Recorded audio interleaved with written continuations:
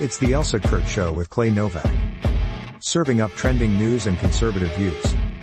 Brought to you by the Elsa Kurt Collection. And Refuge Medical. And now, it's time for the show.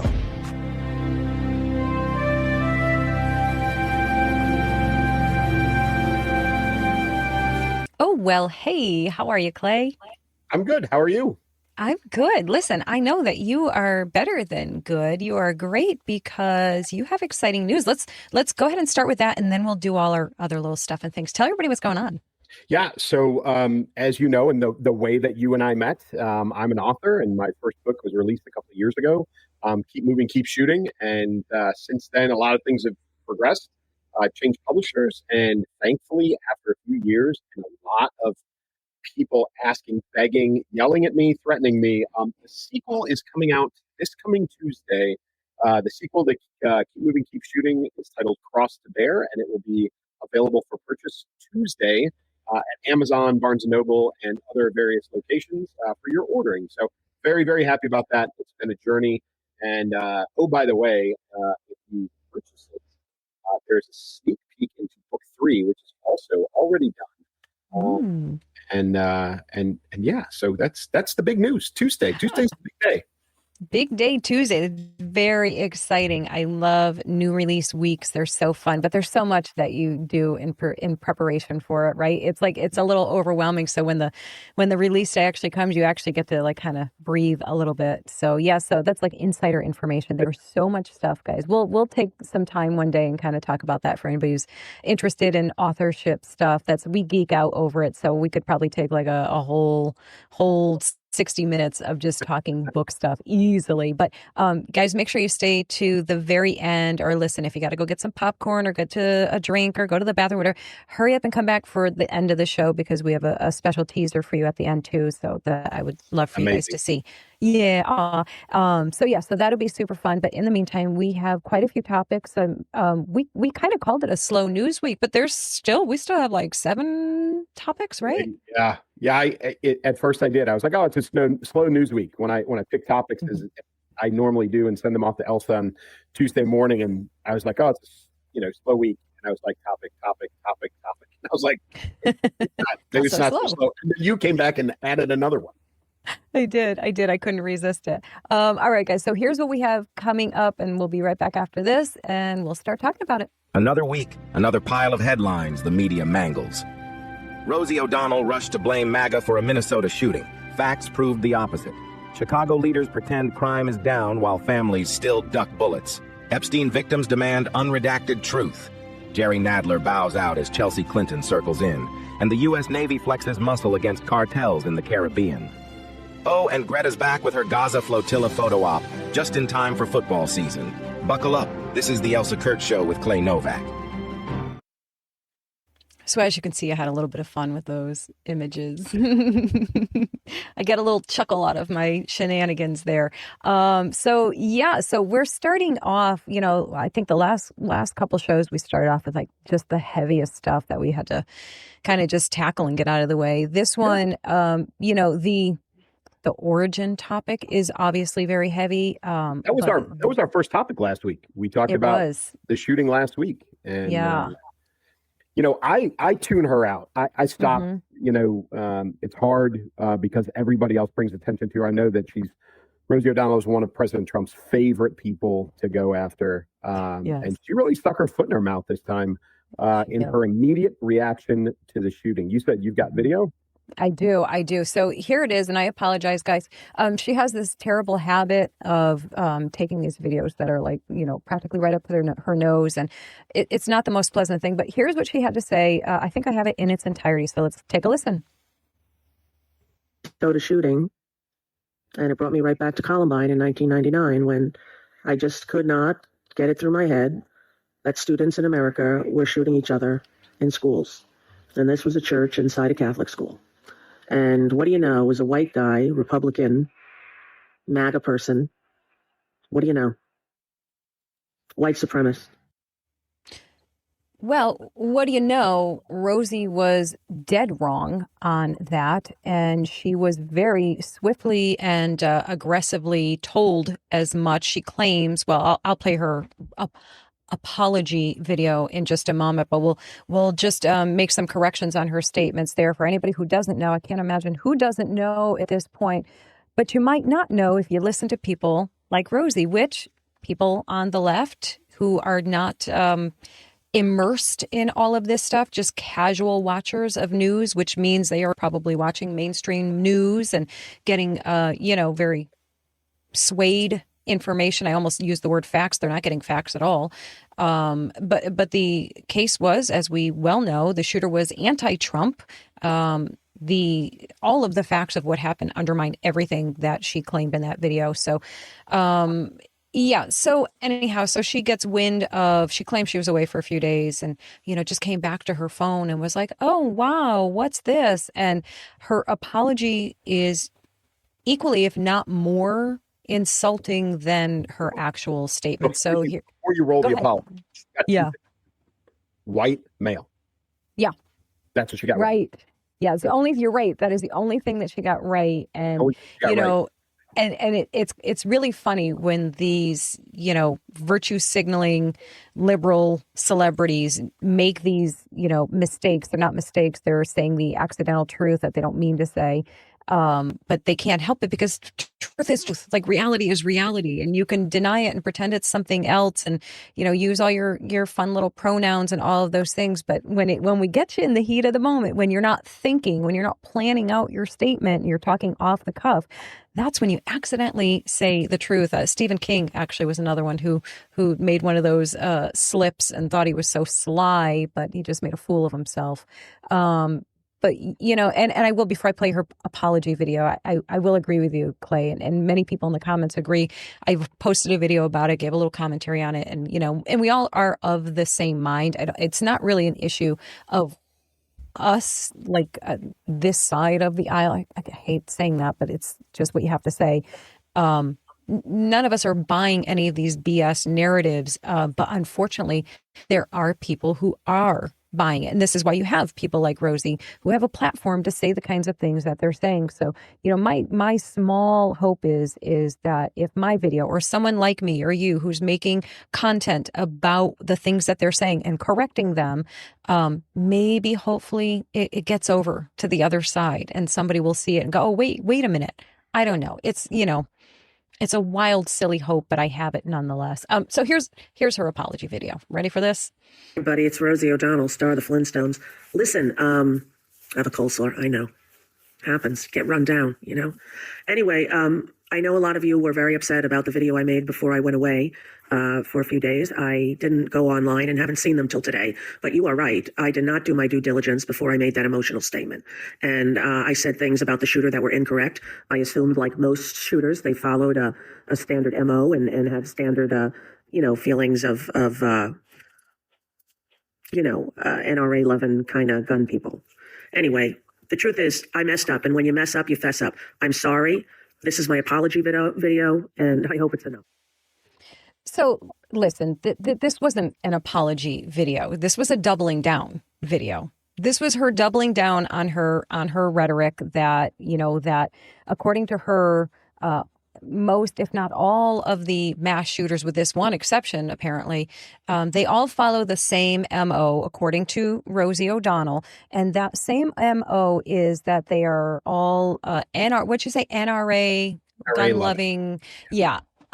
So, and I made a response video to that as well. So of course I did, right? I won't bother putting it up here. You guys can find it on my page. But the gist of it is one, I'm really sick and tired of everyone with a platform larger than ours, pointing these fingers at one particular thing, because I took the time, and I know there's lots of other people who also took the time to say, hang on a second.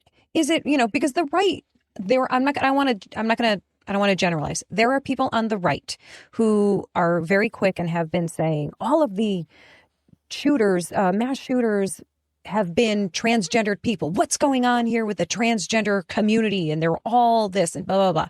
And we know that's not true. Like, if you pause for a minute, that's not true.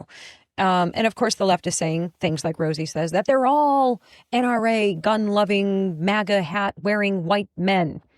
None of these things are actually true, but there is only one truth that you can say uniformly for just about all of them, including the ones that were like criminally motivated, maybe to cover up another crime or whatever the case is.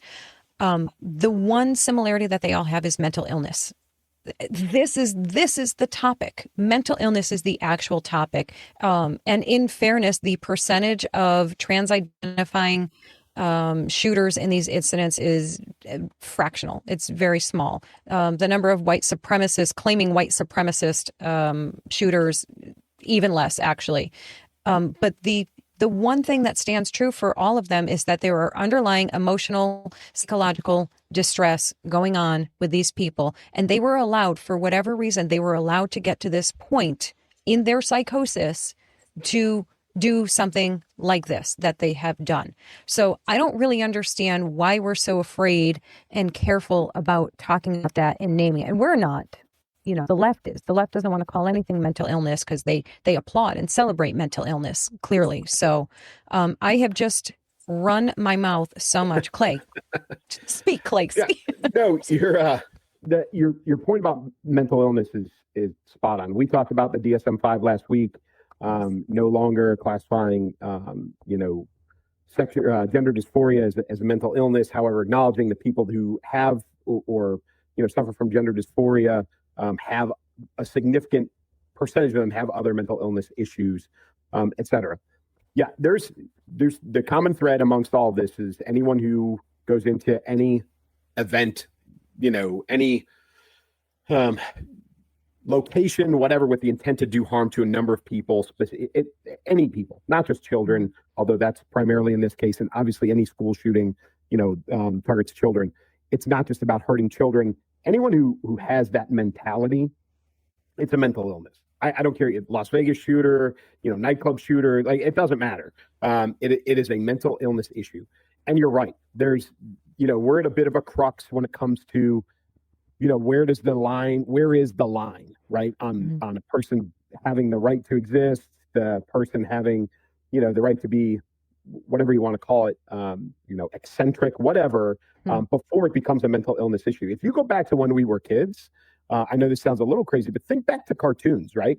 That were produced in the 40s, 50s, and 60s that we watched in the 70s, 80s, and even into the early 90s. You watch the old Tom and Jerry's, the old, literally crazy person, ambulance pulls up, two guys jump out, they slap a straitjacket on the guy, they throw him in the back of the truck, and he ends up in a rubber room. Listen, that is not all that far-fetched. Like, as a protective measure for that individual and for society, we used to do things like that, right? Right. Think about the mental institutions that no longer exist in the United States because we don't put people in them anymore, right? Until after the fact, when there's a criminal act associated. We do nothing preventative. And I know that's a slippery slope, and I know it's a very delicate issue, especially, and the gun-owning public is also complicit in this, or part of this argument, because there is the red flag law argument where, and a law-abiding gun owner, the last thing they want is some other person who doesn't agree with them, a family member or somebody else who says, no, that person's crazy. They should have all their guns taken away, right? And so the firearm community, the 2A community, fights against that type of mental health interdiction to protect themselves. And on the flip side, we've got a more of a, the liberal side of that argument, who are all for, drug injection points on the street, all for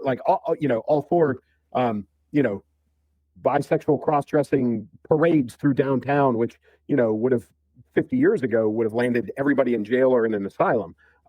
So we have not in modern America come to grips with the mental health issues that lead us to situations like Minnesota, because as much as the right or the left blames the right for not wanting to give up guns to protect children, the right blames the left for not wanting to give up, cross-dresser story time to protect children, right? So it's and really it all comes to a point based on exactly what you said, which is the demographics are very mixed.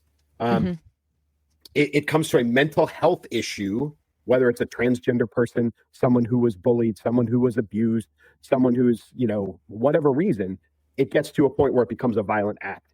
And we have this absolute reluctance to act before the violent act happens, which we didn't used to have.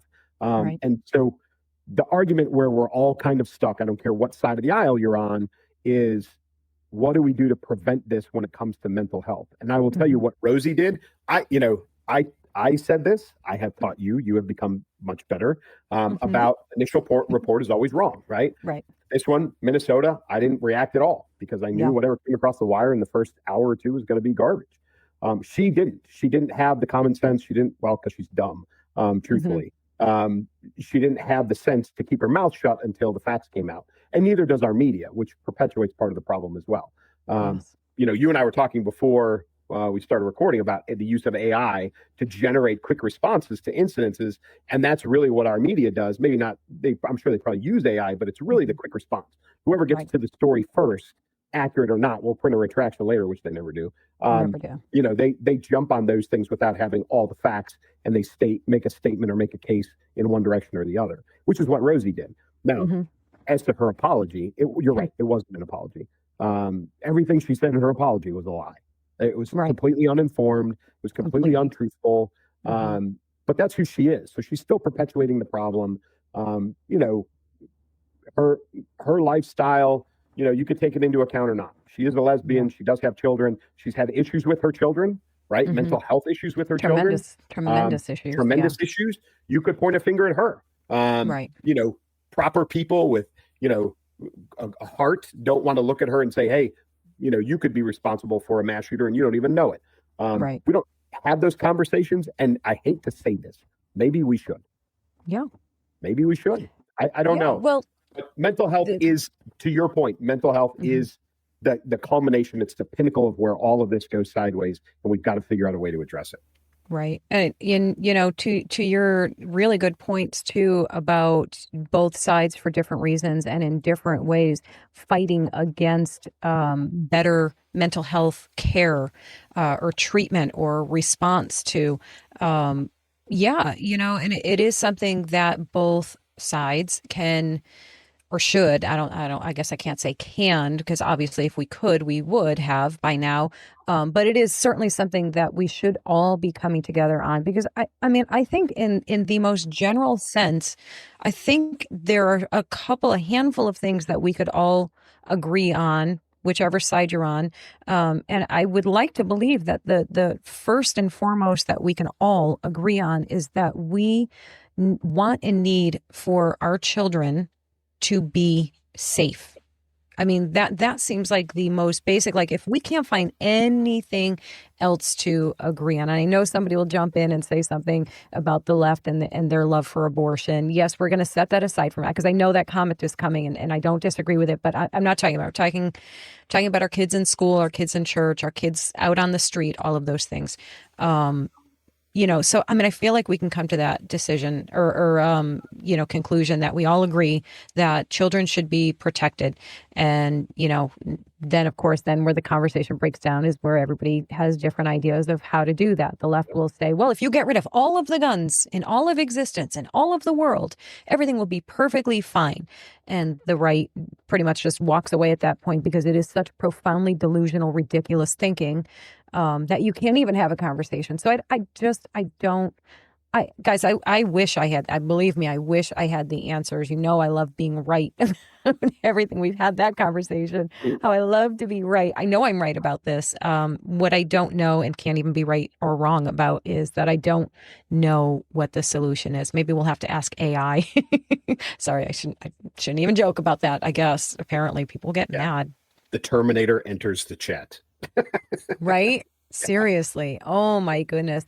But yeah, so that's the gist of the Rosie thing. And I know I'm preaching to the choir. We're preaching to the choir when we say to our audience, like, don't be sucked in by these kind of, ridiculous narratives.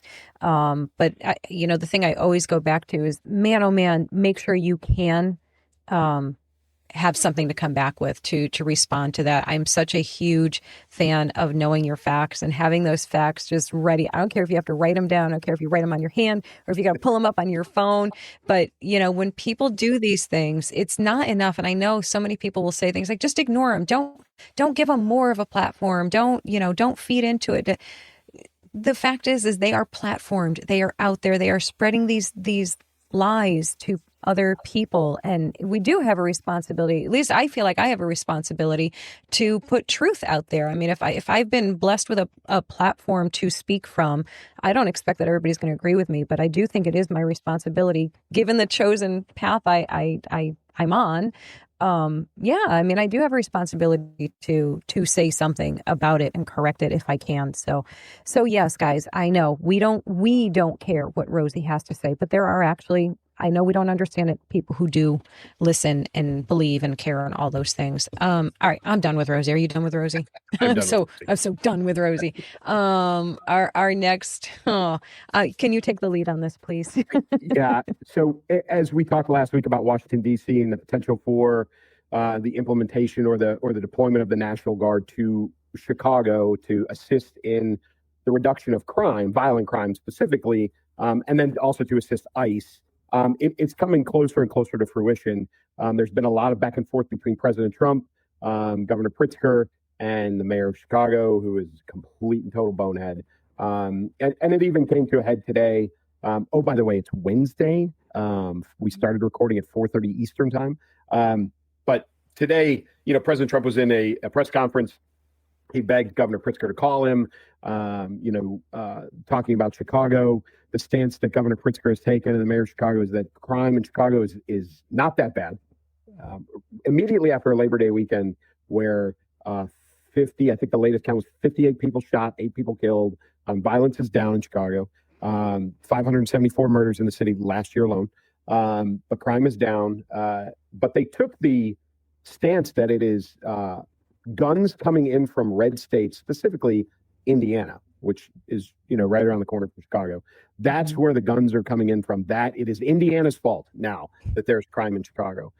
Not at all talking about the fact that Illinois, outside of Chicago, especially once you get outside of Cook County, the city itself becomes very red very quickly. So it's Indiana's fault. Those guns are coming in illegally. Everything that's being done in Illinois is perfectly fine. It's Indiana's fault. Illegal guns from there. And that's why we have violent crime in Chicago, which is absolutely ridiculous. Right. And it's also Trump's fault, right? I think I actually even have a video it's always for this. Trump's fault. It's always Trump's fault. I think that's what this one is. Let's find out. Come from red states. Oh. They are coming from Indiana. They are coming from Mississippi. They are coming from Louisiana. That is the harsh reality, whether Republicans like it or not. Occupying our city will do nothing to solve this problem. Shootings will continue as long as this presidential administration continues to put politics over people. Yeah. Which is exactly what these idiots are doing. Doesn't it make your head explode when they say things like this?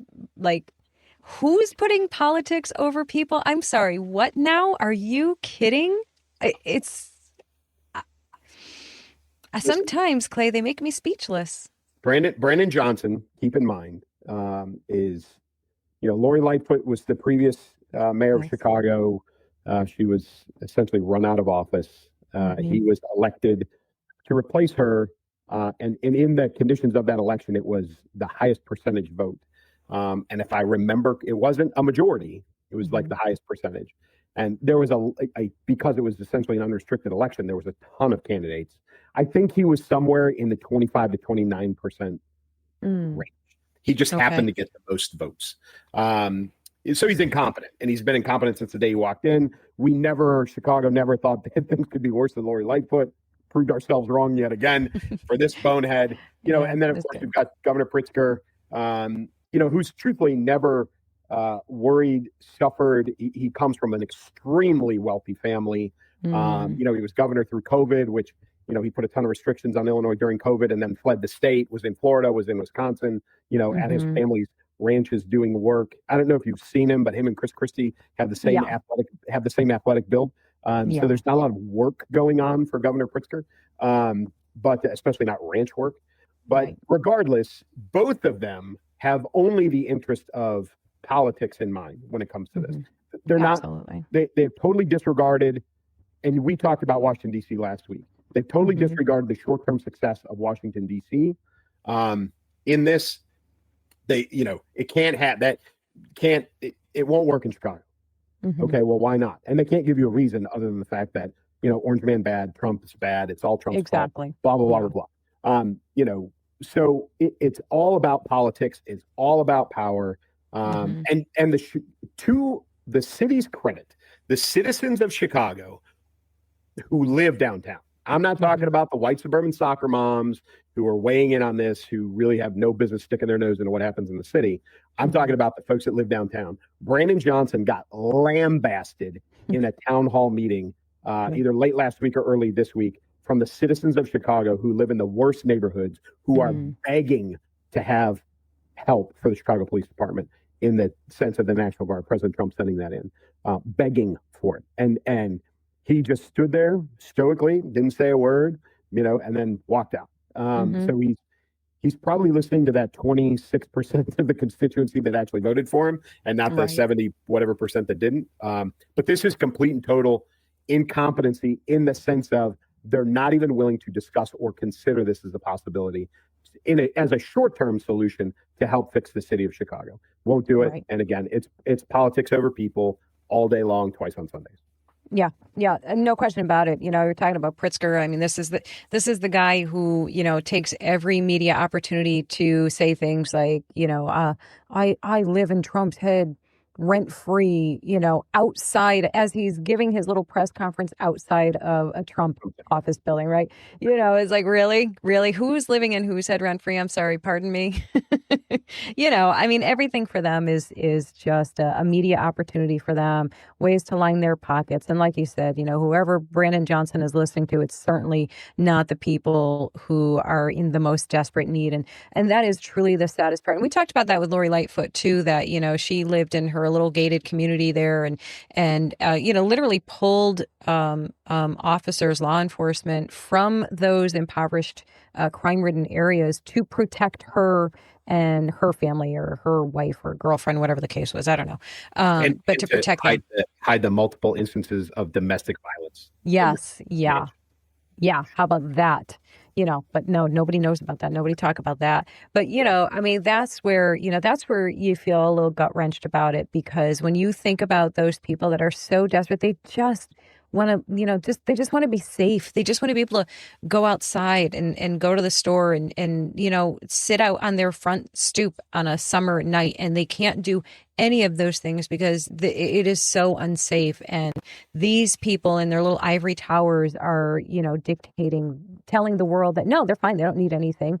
Like, it's easy for them to say because they're not experiencing this. This isn't their life, and all the, I shared a picture. It was an image of, I'll give you the literal description of it. It was a selfie of sorts of a bunch of white hands with one particular finger raised. I think, was it at Trump Tower? Yeah, it was at Trump Tower, yes, right? Yeah. Yes. And, it was them giving the FU to Trump and to the administration for wanting to send help to reduce the crime in the area. And if that wasn't like the poster child of, slap in the faces and insult to injury, that, nice and easy for you. You guys are going to get your lattes, your soy latte over at Starbucks. And, you took your selfie with your iPhone, your latest iPhone, and you're just going to leave the area and be fine. So your big statement means absolutely nothing whatsoever to the people that are living this life right now and dealing with all of it. So shame on all of them. It is disgusting. And, my heart goes out to the people that are just trying to survive, just trying to raise their families, Awful.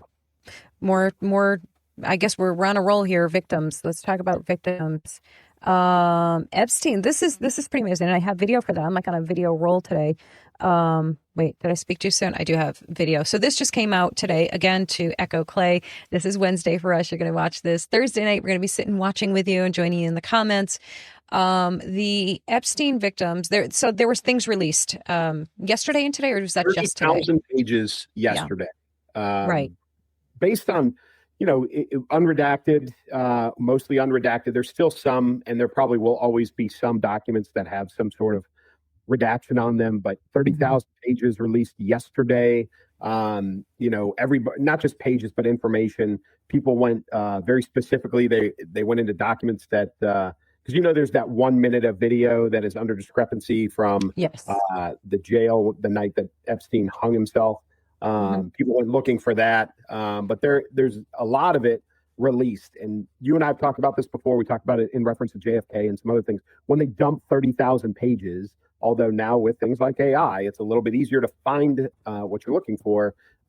People still have to go through and search this stuff and find exactly the good nuggets in the middle of this. So the Administration Department of Justice was subpoenaed by the House Oversight Committee to release these documents.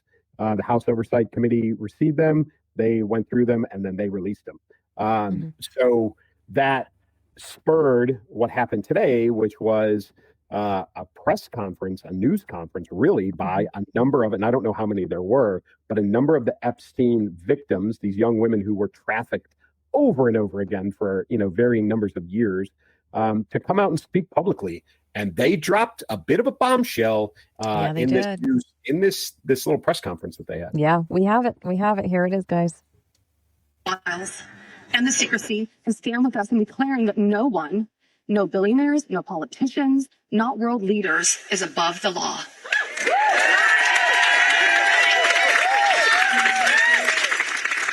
And let me announce now, several of us Epstein survivors have been discussing creating our own list of names.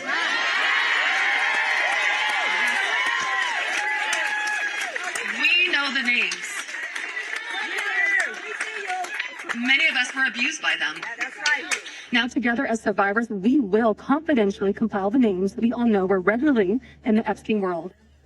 And it will be done by survivors and for survivors. No one else is involved. Stay tuned for more details on that. Because history is watching, and so are the women who will come after us. Thank you. Woo-wee. So she said some really interesting things there. One, I think, is probably one of the biggest points that she made, which is that they were going to be doing that confidentially. So they're not going to be putting their names. They're just going to put all their heads together, right? And they're not going to release confidentially to us, right? The way I interpreted that is that confidentially, the victims are going to pull themselves together. They're not going to do it publicly. It's not going to be in a boardroom somewhere like a fishbowl. They're going to come together. They're probably going to do some, hey, I know this guy was there. Who else knows? You know. Okay, that's three of us. That's legit, right? I know this guy was there. Does anybody else ever see this guy? No. Okay, well, we're not going to go with one. Maybe it'll be something like that, but I think they'll come together as their own process. But I really believe at the end of this, we are going to have a publicly released list. Yeah. And the two words that she said that I keyed on are billionaires and politicians. Yes. Yeah. The only thing that gave me pause for questioning was she said something to the effect of by survivors for survivors. And I didn't know if that meant, like, they're going to be disclosing that list. I'm assuming that list is going to get released, because for a moment I kind of took that when I first heard it, I'm like, does she mean that they're just going to release it to each other? Like, this is just going to be an internal thing? Because they're, then you go the next obvious step. Well, if you're going to be putting these big names out in the public, you're going to be accusing them, outing them, essentially. How are you going to protect yourselves from that? Obviously, being confidential, I guess you're not going to know who said what about who, just that it was a consensus. So, the biggest thing I pray for is their safety and protection, because, we know, we don't even have to say all of the things. That stands on its own, right? That statement alone stands for itself. I think, they will, the idea of slander, right, which is really what we're talking about, the potential for them to release a list of names and then lawsuits to follow, I think they're probably in the mindset where it's like, well, I'm going to say it, and if you're going to sue me, then I'm going to prove publicly that it's true. And if you're going to, and if not, then you're going to have to defend yourself and say why it's not true and provide some proof of why it's not true. So I think they're at this point now where they're like, nobody's going to sue us for anything. It's just going to go. It's just going to be out there in public. And then, they'll feel whether anything happens or not, whether it's enough to prosecute somebody, whether it's enough to hold anybody legally accountable. I don't think at this point they care, because I don't think that realistically they have that expectation. But the fact that these people have been outed and they know that within the culture of today, this is one of those times where cancel culture is awesome, because when these names come out, you will see the effect of cancel culture on these individuals. There's already calls like, my girl Megyn Kelly was like, she's calling for Prince Andrew to be arrested straight up based on the documents that were released. Like, he's a royal, got it, don't care, he should be in jail. And that's the type of thing that you're going to see as this list comes out. But your point of these women have to be protected. We don't like to talk about the amount of people that the Clintons know that have ended up dead in a ditch somewhere. But Bill Clinton's name is on that list. He flew on that plane. We all know he was there, right? Many times. Right. And so your gut, anybody with any brains, goes to exactly what you said, which is these women need to be protected from not just the Clintons, but a Clinton-like response to whatever list they put out. Yeah. And by the way, I just saw it today, and I didn't have time to grab it for us here, but I did see that there was an interview, and I'm sorry, I don't know who was conducting the interview, but with maybe about 6 survivors, and the question was asked of them of President Trump. Did anybody see President Trump doing anything wrong, anything questionable, anything? And the answer was a resounding no from every single one of them. So, everybody can take that and do whatever they want with it. If you're on the left, you're going to say, I don't believe them, even though they say one of the believe all lawyers, victims. One of the lawyers for the victims actually came out and said that President Trump, since 2009, has been cooperating with this entire case, providing information at key points where he could help. So think about that timeline, folks. That's 2009. That's pre-President Trump, right? But he has been involved with this on the good side of things since it started. And that was one of the attorneys for the victims that said that. So and Epstein's own lawyer confirmed that, President Trump wasn't involved. Right. So, this has been confirmed over and over again. There has been conversation of Trump's willingness and openness. And I think that same lawyer from Epstein actually even, it was a lengthy video out with him. Somebody was asking him questions. It was like a street interview, basically. And he was like, he was actually, of all the people that we questioned and all the same, he was the only one who came to us first and basically said, I'll tell you whatever you want to, anything that I've got that might help you, I will tell you. So, he was the only one out of all of them that did that. So I do have, and I don't know if you heard anything, and folks, if you saw or heard this, I was driving today and I was listening to President Trump's press conference. He kept referring to this as the Epstein hoax, which I think he's referring to people trying to implicate him in the Epstein thing. But he was on the President Trump, kind of messaging that he goes to, which is like, we need to stop. We need to talk more about how the great things in America and talk less about the crappy things in America, which I don't necessarily agree with. But folks, if you have any clarity, please in the comments, jump in there and talk about President Trump using the term Epstein hoax, which I think he's referencing himself, but I'm not positive. Do you know anything? Because I do not, but that kind of does give a more likely perspective on it, because he used that phrasing once before when the big, ruckus was all about, not getting things released, and everybody was kind of losing their minds over it. Not wrongly, I'm not mocking that, but everybody was pretty ticked off that we weren't getting the information that we were promised. And he used that term before, Epstein hoax, and I wish he would clarify that as well, because that would clarify it. Period. End of story. Right? If he just said, what I mean by that is. But that would make the most sense, because that would be the hoax of it, the left perpetrating, his connection, his, nefarious connections with Epstein, when it's, been proven repeatedly over and over again by people who would know that that is not the case. So, I tend to think that is what he means by Epstein hoax. But because he's using that phrase and not giving it any context like we're trying to, it's giving that impression that he's calling the entire thing a hoax. So he needs to restate that and correct that, or just expand on it a little bit so people can concretely understand. People who care to understand, because but because some people won't. Some people won't. Yeah. Like I couldn't even, Clay, it makes me so tired. I couldn't even finish the statement. I'm like, guys, everybody knows. Oh, let's see. Okay. Let's go. Oh my gosh. We're doing really good. Let's talk about this. This is interesting. Hey, how about that? So, after, what is it? 34 years, Representative. Yeah. Old Jerry's retiring, and that makes the Manhattan primary wide open. And the rumors are swirling that Chelsea Clinton is considering a run. What do you think of that? I mean, that's kind of a random one to throw out there, so I tend to think it's got some legs on it. What do you think? Yeah, she's been raised for this. She's been bred for this since she was a child. Right. I think that was always the intent. She's less qualified to do this than her mom was, just, running for office in the state of New York. With really her only, Hillary Clinton's only qualifications were the fact that she was an attorney and that she was the first lady, truthfully, to run for office. Chelsea doesn't even have, she's the first child. It doesn't matter, right? I mean, it's a preposterous and yet so predictable, name to throw in there because it's name recognition. But also what we're starting to see, Nadler, for those of you that it doesn't come to mind exactly who he is, he's got another one of those athletic builds like Chris Christie and J.B. Pritzker. But he, the one they call the Penguin. Yeah. Is he the one? Yeah. Okay. Yeah. Short, fat, waddles around. Yeah. He's him leaving is along the lines. Joni Ernst, by the way, is also not running for office again. That was announced, I think, yesterday. So what you're starting to see across both parties is a youth movement, like that. Both parties still have their elder statespeople, right? Nancy Pelosi is going to die in office. Maxine Waters is going to die in office. Schumer's going to die. You know what I mean? Like they're there forever.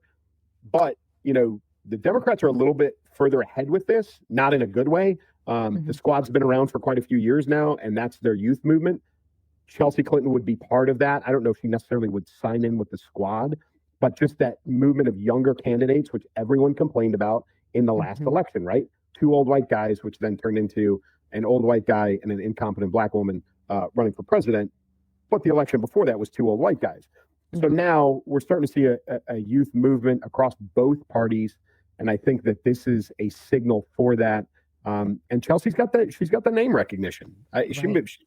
And competency's never been a qualifier to be a Democratic politician. Clearly not. We can see that right across the board, right? That is not a qualifier for anybody. AOC was a bartender. Yeah, right. Exactly. And that one. So I feel like the whole name recognition thing is not going to fare as well for her as they like to believe. I mean, the Clinton name is pretty tainted. I mean, I guess maybe not so much in the Democratic lane, but they had a little saturation. Like there was a point where people were like, we're tired of hearing from you. On the left, they were like, enough, sit down, Hillary. Like, we don't want to hear from you. So I don't know how well she will be received. I mean, she doesn't have a real public presence, right? I mean, she's just kind of there. But again, nobody knew who the squad was before they ran for office. Yeah. Right? She at least had the name. Now, I will say this, going back to our previous topic, this is all very dependent upon what comes out of the Epstein files, because if her dad is implicated in that, President Clinton, more so than what we all assume, right? I think we all assume he rode the jet. We all assume he went down there and had a good time with, young women, which he had done his entire adult life. We all know that Bill Clinton had been accused beyond Monica Lewinsky of that sort of conduct. But if it comes out in any kind of detail, she's done. Like, her candidacy is over with.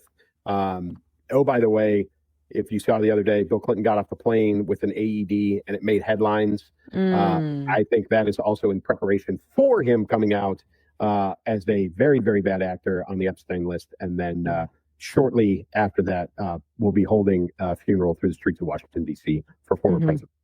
Yeah. Just saying. Yeah. Listen, no argument for me. I wouldn't even blink at that. That would be just kind of a given.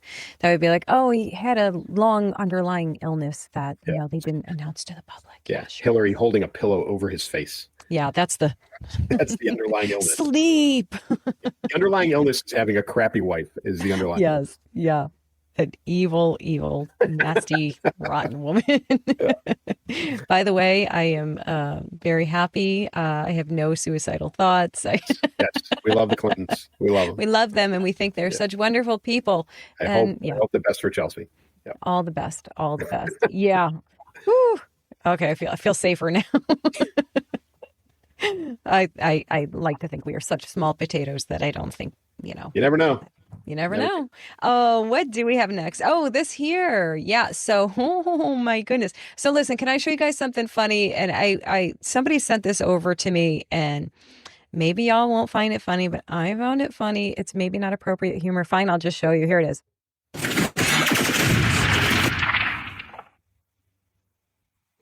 Come on, it was kind of funny.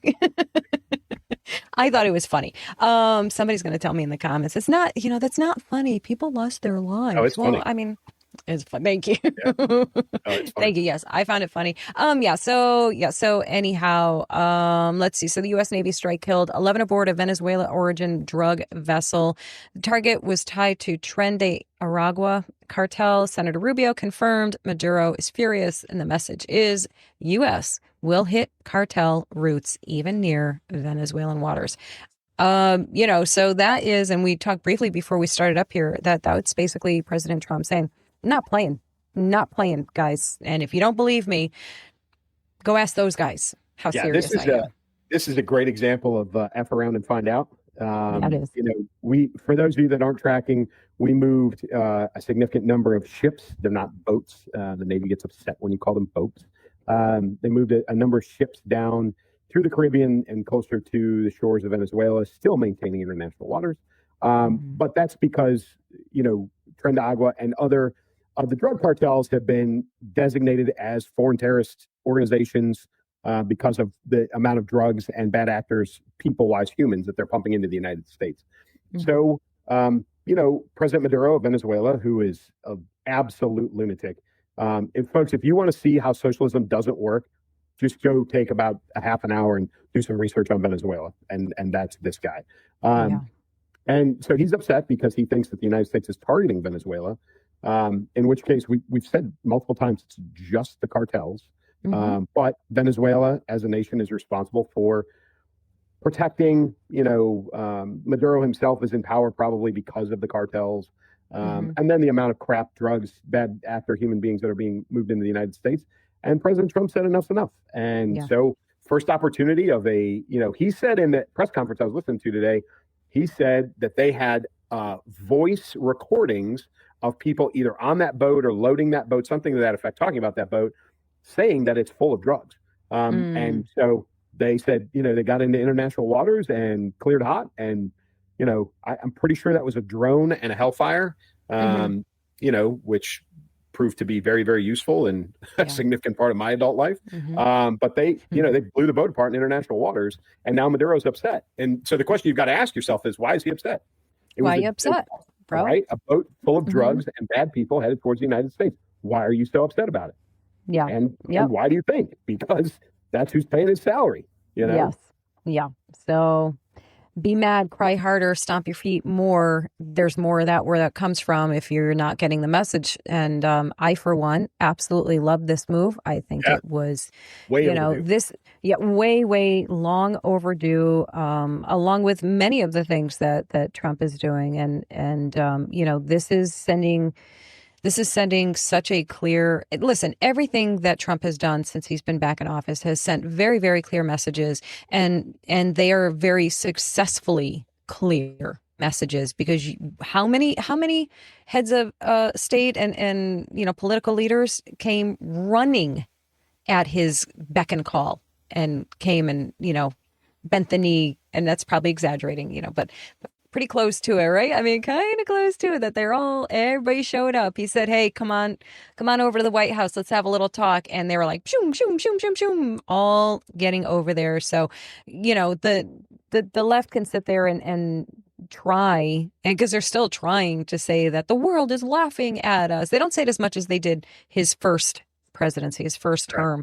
They say it a lot less now, but they still try and float that out there like the world is laughing at us. No, babe, they're not. Definitely not. Ask Maduro if he's laughing right now. So the only thing, and back to that press conference, the only thing President Trump, again, didn't do well in his messaging is he didn't emphasize, he actually didn't even say it, but he didn't emphasize the fact that the United States have declared the cartels as terrorist organizations and therefore violent targeting. He didn't say that, and that's part of the problem, because people are like, why you don't know who was on. Those could have been tourists, whatever. No, And again, in his messaging, he does need to use those talking points a little bit better to reiterate why we're doing the things that we're doing. I think those of us with common sense at all know, we understand why, but he needs to say it out loud. So it's quotable, right? And it's got to go into the news cycle, and people have to see and know and understand. But that was a message sent, and I can promise you that is a message received. Oh, yeah. I think the next one, or coming soon, because now we've hit a boat, right? Right. The next one is going to be a plane's going to get shot down. I would bet money that it's going to happen. Be some low flying aircraft that's full of drugs that's going to get blown out of the friggin' sky. Mm-hmm. Yep. Yeah. Again, like you said, F around and find out. That's a good old FAFO for you. So, yeah, speaking of people who just don't get the FAFO, this knucklehead. Listen, I know somebody will remember that we said we were done talking about Greta, and here we are talking about goofy Greta. I mean, the silly, stupid girl. We are all so done with her. She has rejoined a Gaza-bound flotilla. Weather, however, forced her return to port, but organizers plan to try again. Israel calls it Hamas propaganda theater. Activists call it humanitarian duty. I mean, again, it's a flotilla. It's not, it's a little baby boat with a couple sandwiches. It's so dumb. It's a stunt. They got a couple sandwiches and, They started with, I think the number of boats is 70. Now, I don't know the size, right? You can assume that a significant number of those are not going to make it, because I think they're departing from Spain. Is that what I saw? I they're think so. The entire length of the Mediterranean, which is not necessarily an easy thing to do. Go the entire length of the Mediterranean with 70 boats. You can assume that many of those are not going to make it. Then they're going to get all the way to the eastern shores, of the eastern half or end of the Mediterranean to run into an Israeli blockade around Gaza, right? Which they're not going to get through. And even if they did get through, there is nowhere for them to offload anything into Gaza. There is one small fishing port, and that's it. There's no massive dock system. There's no shipping point. There's no shipping port. There's nothing. So this is, like you said, perfect word. It's a stunt, which will amount to exactly nothing. Absolutely nothing. She gets her little headlines again. She gets podcasters talking about her for a hot minute. None of that makes her any more likable, valuable, useful, or anything. It just makes her fodder for what I think will probably give her a grand total of 3 minutes of time here. That is all. She's in her 20s now. Like, she's 20 She's been annoying them for a long time. Since she was like 12, right? Like, my goodness, girlfriend, your 15 minutes has been up for a long time, but you are milking every spare second of it. So listen, I'll tell you what, I don't know what actually motivates this girl. I don't know if she is getting filthy, stinking rich. I for some reason, I kind of feel like she's not. Like, I think she's actually, I could be dead wrong. Her parents probably are. Yes. I think she genuinely believes what it is that she's doing. Like, she's so passionate about what she wrongly believes. At least I think that she is. I mean, she just actually, again, you guys are going to get mad at me. I still find her to be somewhat innocent in the sense that I think she is so profoundly brainwashed and controlled essentially by these groups. And if I'm wrong, I will own it. I will admit it if something comes out. I think she has a disability. I honestly do. I don't know if she's on that autism spectrum. I don't know if she's developmentally disabled. I don't know, but I think there is something. Her mental capacity is not where it should be for a 20-year-old. I think it goes beyond rhetoric and brainwashing. I think that there is an actual physical, disability associated or mental disability associated with that young woman. I think it's tragic that she's being exploited, because I really feel that's what it is. I beyond choice with her now. I think there are powers that are controlling her that are exploiting her name and her face, and it's horrible.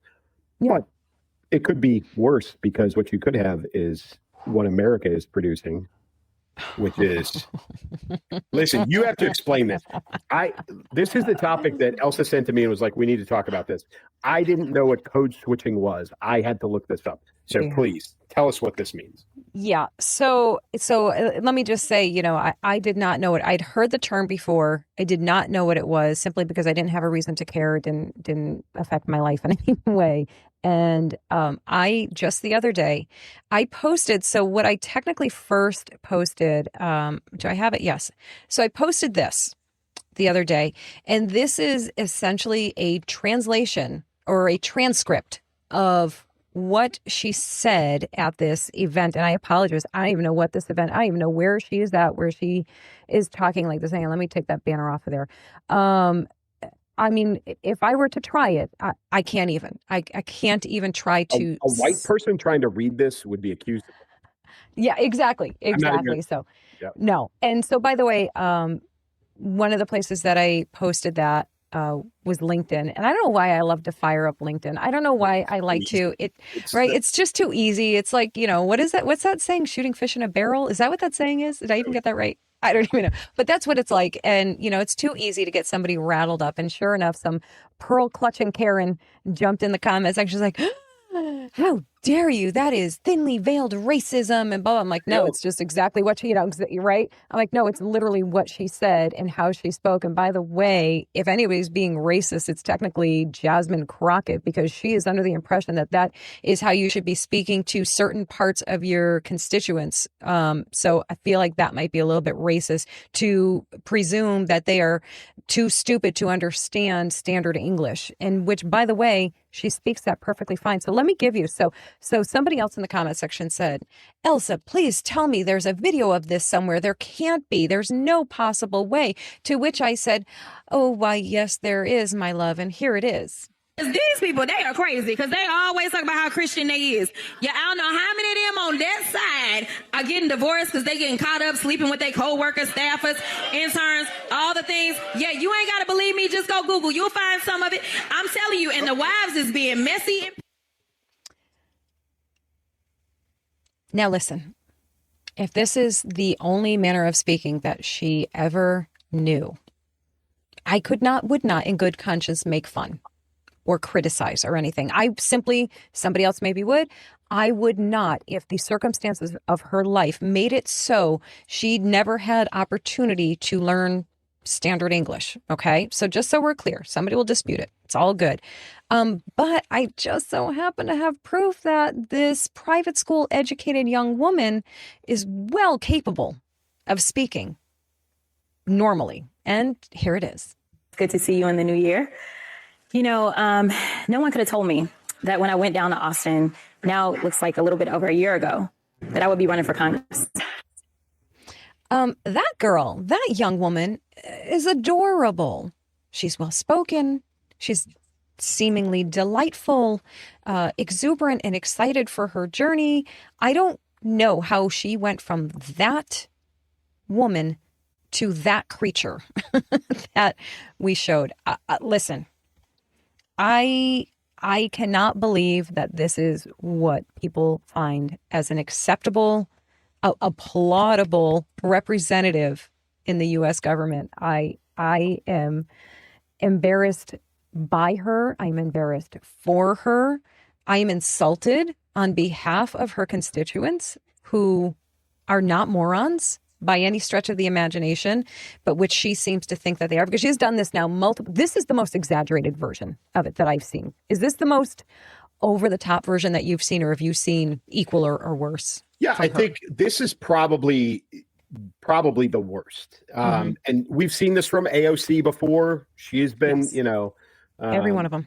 Yeah, she's been, caught doing this as well. Kamala obviously did it. That was well documented during the election on how she would change, how she spoke depending on what the demographics of the audience look like. This is not new news. No. This is an extreme case, though. Yeah. And this, by the way, is the demonstration of code switching, the before and after, or the after and before. Yeah. This is what code switching is. Yeah. Yeah. You flip the switch to whatever, language you need to use to connect with whatever audience you need, you're speaking to. And listen, some people have said, if you're Marco Rubio and you're speaking to a heavily Hispanic audience. Sometimes you might speak in Spanish. He's notably spoken in Spanish in public before too. That's a different language. It's a different language. That is not code switching. That is speaking the language of... It's not the same thing, folks. Yeah. It's not the same thing. And so Jasmine Crockett, who very soon is going to be out of a job, thank God, because the state of Texas, basically wrote her district off the map. And this is, a good thing for the state of Texas and for a constituency. But this is shameful. Like any politician that will lower themselves to this should be ashamed, truthfully. It's dishonest. It doesn't serve anyone well. And truthfully, it just shows how little integrity you have as a person, let alone as a politician. Yeah. And, this is another example of, and we've talked about it in different contexts before, about the conduct and behavior of members of Congress and government leaders, officials, and how they should be publicly behaving. And that is, simply to uphold a standard of conduct, of dress and speaking and behavior and all of those things. And I, for one, would really, really like to see that enforced. And I don't really know how it gets enforced. I mean, I guess it's by, what's the word I'm looking for when they shut them down there in Congress? I can't even come up with it. They have all the rules, right? They have all the rules. It's the rules of order, I think, rules of conduct, but there's a fine system in place, and there's other things, if things censured? Is it censured? If their conduct is so severe, they can be censured. In fact, the New Jersey Congresswoman who assaulted the federal officer a few months ago, they just voted on her censure today, which got denied. So she's not going to be censured. There was a number of Republicans that did not blindly follow party lines. Okay, fine. I can appreciate that. And of course, the entire Democratic side voted not to censure her. So a few Republicans flipped over, and she's not going to be censured. But that is one of the things, the highest probably punishment that can be inflicted is to be censured out. Most of these people don't care about fines and whatnot. But rules of conduct matter, and we should expect more. As much as we want them to be regular citizens and represent their district the way that they should, we do expect a little better conduct out of them.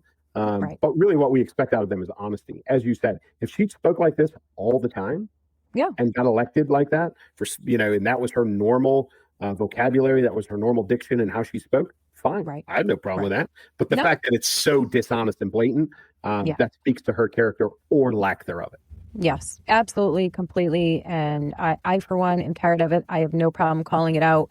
I could care less if some pearl clutching Karen in the comment section wants to call me a racist and throw, straw man fallacy arguments out. Knock yourself out, honey, until you're blue in the face. Go take your soy latte to a rally, please, and just shut up.